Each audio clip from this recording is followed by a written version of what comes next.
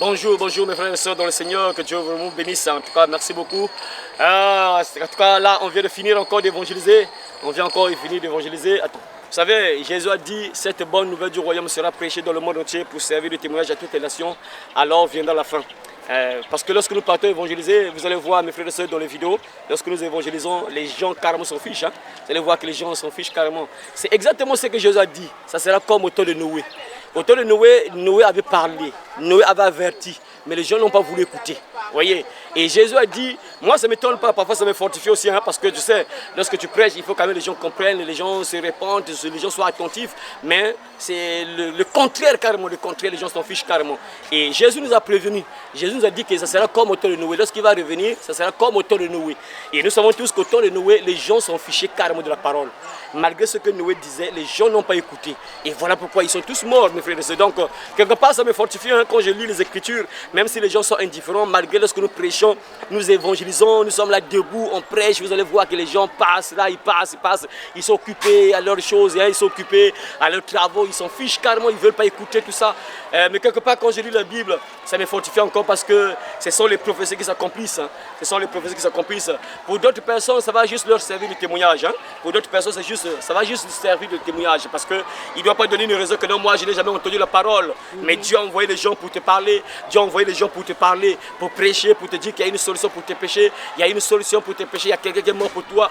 Dieu avait envoyé les hommes de Dieu parler, mes frères. C'est donc personne ne va donner une raison. Personne ne va donner une raison quelconque au jour du jugement. Voilà, mes frères. Donc ça fait quand même mal, hein, ça fait quand même mal. Tu vois, vous prêchez, vous évangélisez, mais les gens sont carrément indifférents, ils s'en fichent carrément, mes frères et sœurs.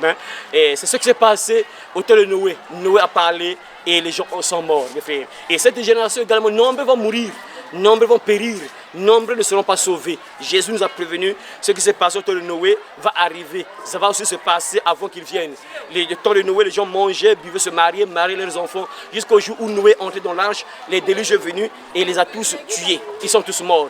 Et au temps de Sodome et Gomorrhe, c'était la même chose. Les gens étaient occupés aux choses de ce monde. Ils plantaient, bâtissaient, ils mangeaient, buvaient, tout ça. Et jusqu'à ce que Lot est sorti de Sodome et le feu est tombé du ciel, ils sont morts, mes frères. Donc ce sera la même chose. Oui, ça fait vraiment mal. Hein? Vous savez, vous partez évangéliser même. Les gens sont là, ils s'en fichent carrément. Ils s'en fichent carrément, ils ne veulent pas écouter la parole. Vous voyez, mes frères et sœurs, ça fait quand même mal, mais Jésus nous a prévenus. Ça sera pareil. Donc, lorsque nous prêchons là, même s'il y a des gens qui ne sont pas attentifs, les gens ne sont pas attentifs, c'est la parole qui se réalise. Jésus a dit que les gens ne vont pas aimer la parole. Les gens vont aimer les plaisirs plus que Dieu. Ils ne vont pas aimer les choses de Dieu. Ils vont beaucoup détester la parole. Ils ne vont pas aimer la parole. Ils vont beaucoup détester la parole. Ils ne vont pas aimer Dieu, mes frères. Donc, lorsque nous partons évangéliser, c'est pour les élus.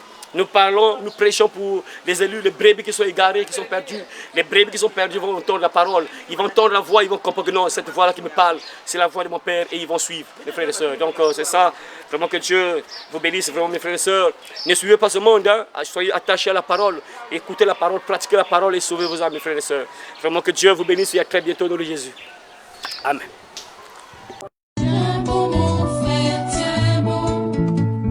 L'ennemi fait rage, tiens bon. Tiens bon ma soeur, tiens bon. Ne chancelle pas, tiens bon. Tiens bon mon frère, tiens bon. Pour le salut des âmes, tiens bon. L'ennemi tremble, c'est le temps à rebours. L'ennemi tremble, tiens bon. Il veut dans sa chute entraîner le monde. Oui, tout dans sa chute, tiens bon.